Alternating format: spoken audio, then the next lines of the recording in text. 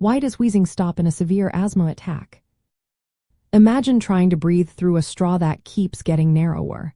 At first, you hear that high-pitched whistling sound. That's wheezing. But what if suddenly that sound disappears? It might seem like things are getting better, but that's not always the case. Wheezing happens because air tries to squeeze through narrowed airways. In asthma, inflammation, swelling of the airway lining, muscle tightening around the airways, and mucus buildup all make the air passages smaller.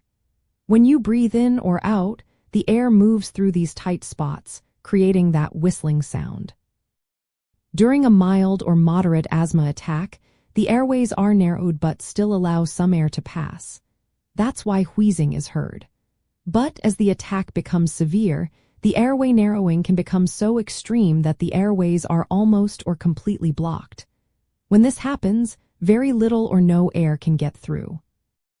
Since wheezing depends on air moving through the airways, if no air can pass, the wheezing stops. It's like trying to hear a whistle when the pipe is blocked. No airflow means no sound. This is actually a dangerous sign. When wheezing suddenly stops during an asthma attack, it means the airways are critically blocked. The person might be struggling to get enough oxygen, which can lead to respiratory failure if not treated right away. So, in simple terms, when airflow stops or is very minimal, wheezing stops too. But that doesn't mean things are getting better. It's a warning that the airway is almost or completely closed.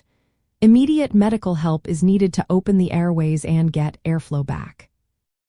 Remember, if you notice wheezing suddenly disappearing during an asthma episode, it's time to seek emergency care. It's not a sign of improvement, but a sign that the airway is severely obstructed.